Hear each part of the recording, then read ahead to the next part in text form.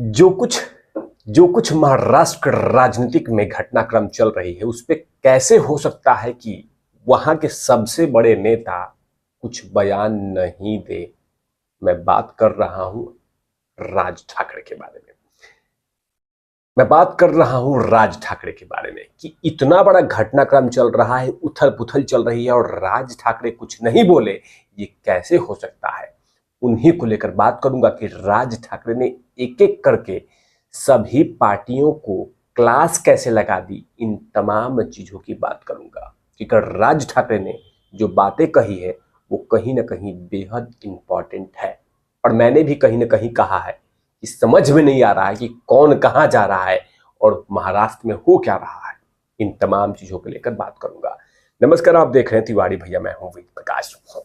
दरअसल महाराष्ट्र की राजनीतिक उथल पुथल मची हुई है।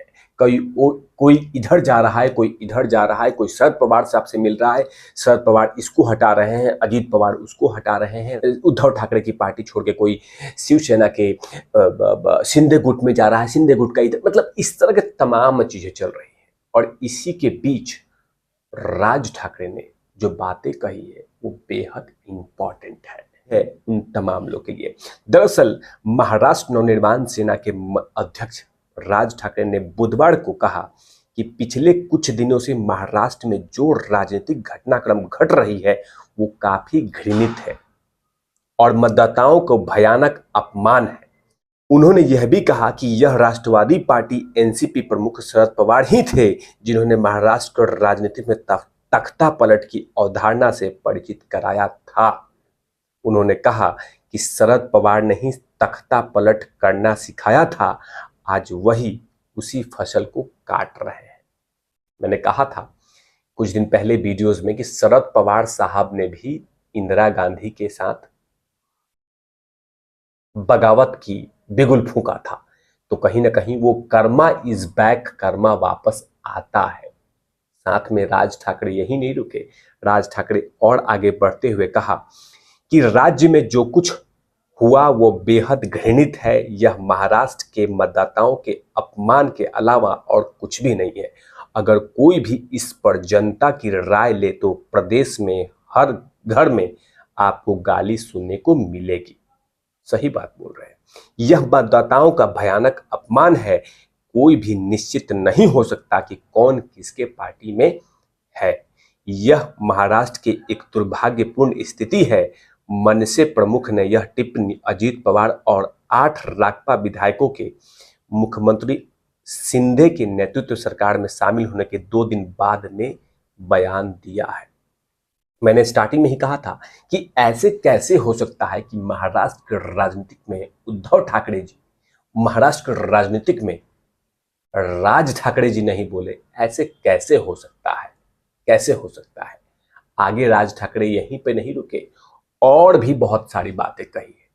जाहिर सी बात है, जिस तरह के वहां के घटनाक्रम लगातार बदल रहे हैं उससे कहीं ना कहीं वहां के दल जो है, छोटे मोटे दल, वो कहीं ना कहीं उग्र है क्लास लगाने में, उग्र है जवाब देने में।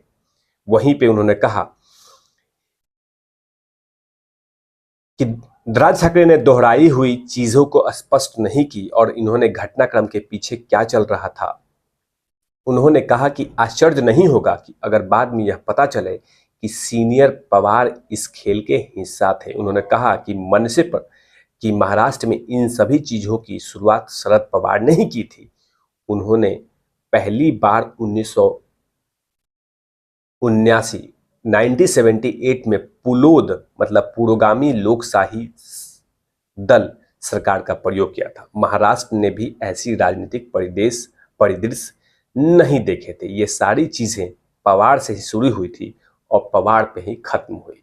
देखिए राज ठाकरे को ऐसे क्लास लगाते हैं। ये सारी चीजें पवार ने शुरू की थी और पवार पे ही खत्म हो गई। 1978 में शरद पवार ने महाराष्ट्र का मुख्यमंत्री बनने के लिए कांग्रेसी वसंत दादा पाटिल की सरकार को गिरा दिया था, मतलब वहां पे धोखा दिया था। मुझे लगता है कि बागियों में से कुछ लोग प्रफुल्ल पटेल, दिलीप वालसे पाटिल, छगन भुजबल उस तरह के लोग नहीं हैं जो अजीत पवार को फॉलो करेंगे। इसीलिए इन लोगों की हरकतें मुझे संदिग्ध लगती है। साथ ही कुछ दिन पहले अजीत पवार ने कहा था कि वे सभी होल्डिंग्स पे शरद पवार की फोटो लगाएंगे। यह समझ से परे है कि इसलिए मुझे आश्चर्य नहीं लगता कि कभी भी कुछ भी हो सकता है। इस तमाम चीजों के पीछे शरद पवार साहब हो सकते हैं। इन तमाम चीजों के पीछे हो सकता है कि सुप्रिया सुले भी केंद्रीय मंत्री बन जाएं। मतलब शरद पवार साहब ने, मतलब राज ठाकरे ने सीधे तौर से कह दिया है कि ये तमाम चीजें के पीछे कुछ भी हो सकता है। हो सकता है कि शरद पवार साहब ने तमाम गेम खेले हो सकता है कि शरद पवार साहब का कोई गेम हो, क्योंकि कहीं ना कहीं जो कुछ ये हो रहा है, इससे भी पहले ये घटना महाराष्ट्र में घटी है, तो कोई बड़ी बात नहीं है।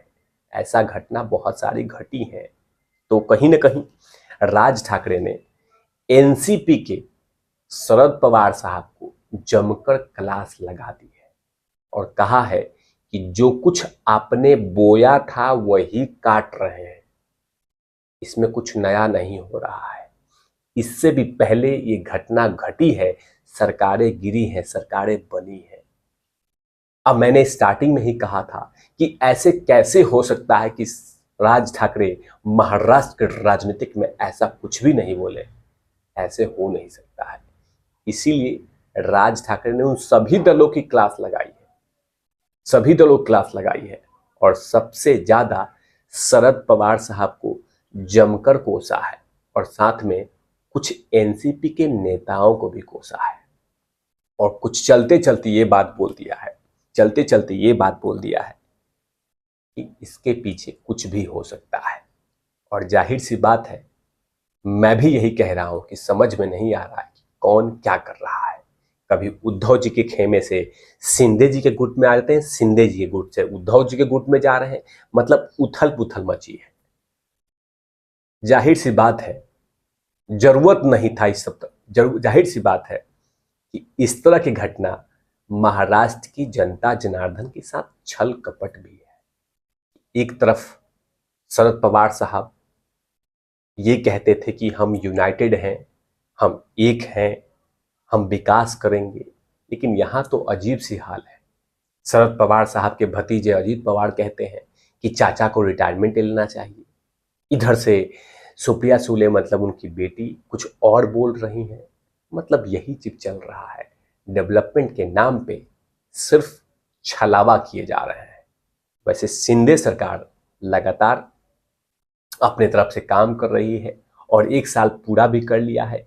इस दौरान में उन्होंने राज ठाकरे से मुलाकात भी की है।